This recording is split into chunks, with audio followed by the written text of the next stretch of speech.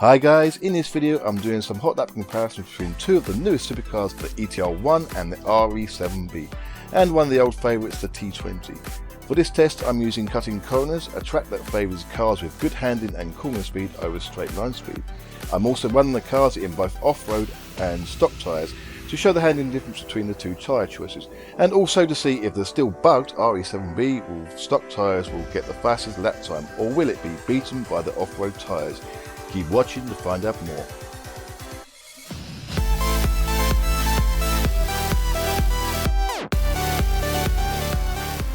Okay guys, first car up is the T20. Now I'm running this with the off-road tyres. I chose not to run this with stock tyres simply because the next two cars are going to be more than enough to show you the difference between the two tyre choices.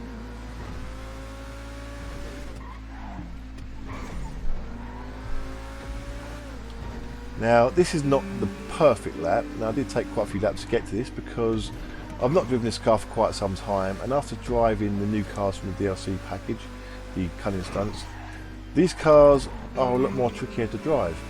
Now the simple fact is the new cars have just so much more traction and so much more grip and just drive so much easier. Now coming up to the final bends. That being said, this was the fastest time that I've ever done this track with this car, with a lap time I believe of a 51.885. That's about at least 10th of a second quicker than I've done previously. I think my last time was a 52 flat. Next up we have the ETR1 with stock tyres on. Now the reason why I'm running these cars with stock tyres is just to show you the difference between stock tyres and off-road tyres that some cars have. Now if the car has a stat called tyres can clip, that means if they run tyres with a thin sidewall such as the stock tyres or even the high-end tyres, when hitting bumps the rear of the car will bounce up and down. Now the problem with this is it will cause you to skip out round bends like you just saw on that one bend there. Now that's going to lose you with lap time. That's going to cause you to slow down and take more caution when driving. So it's not going to do you very good if you're trying to get the best lap times or if you're trying to beat someone who's really good. Now next up I run the ETR1 with the off-road tyres. Now if you've ever tried this is just so much easier. The car just runs so much smoother. You're hitting these bumps but the car just stays where it is. It doesn't throw it out of position or make the back spin out or anything, and it just gives you so much more confidence when driving and going fast, that you're going to get better lap times. You're not going to make so many mistakes, you're not going to crash out quite so much. So in a lot of cases the choice of off-road tyres is going to be the better choice. Now this mainly affects the top supercars, it doesn't affect all the cars. There is a list of cars which you can find on the internet if you look, which will tell you which cars are affected by the clipping aspect. Now we go to the end of this lap. Now we get a lap time which is, I think, not too bad, of 49.950. Now that's pretty good, that's a lot faster than the T20. Next up we have the RE-7B. Now this car has been plagued with a bug since it first came out, but at the moment I'm now running this car with the off-road tyres just to see what sort of lap times I can do with that. Now this is the first time I've run this car with off-road tyres, simply because it's been so much faster with the stock tyres on. But again, you can see this car is just so much more easy to control with the off-road tyres on. Even a minor mistake there, but other than that, this car is just so much more smoother, and if you actually try it yourself you will actually notice a huge difference between the two types of tyre. Now another final bend here,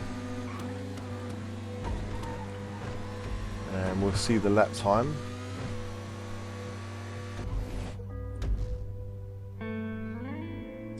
Okay, a lap time of 48.621, and that is very good. That's a lot faster than the ETR1, a hell of a lot faster than the T20. Now this is the RE-7B with the stock tyres on.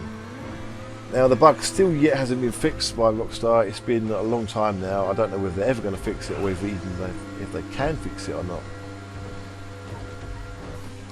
But again, you'll notice the car is a lot more unstable. The back flips about a lot. But due to the fact that it just gets so much speed on the straight, even though there isn't that many straights and you know the bends come up fairly quickly, that it's just insane. Now let's see what lap times we can get with this.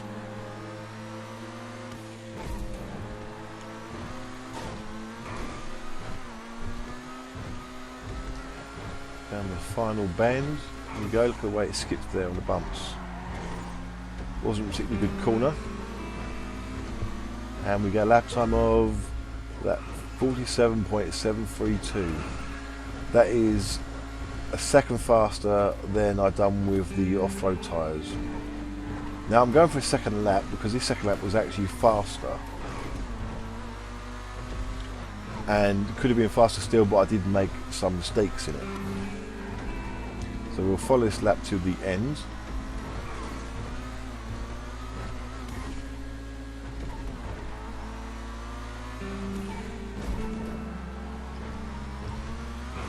Now, one thing with the stock tyres, it does cause you to slow down on certain corners, ones you know they're going to throw you out if you catch them wrong. Now, I slightly braked too late on that and I'm slight skid on that bend there, so it wasn't a perfect bend. And we get another fastest lap of 47.267. Now, if it wasn't for that final bend, I reckon that lap time would have gone into the 46. Though, there we have it. Anyway, thanks for watching guys. Please leave a like if you enjoyed the video and subscribe for further content, and feel free to leave any comments or questions in the section below, and I will see you next time.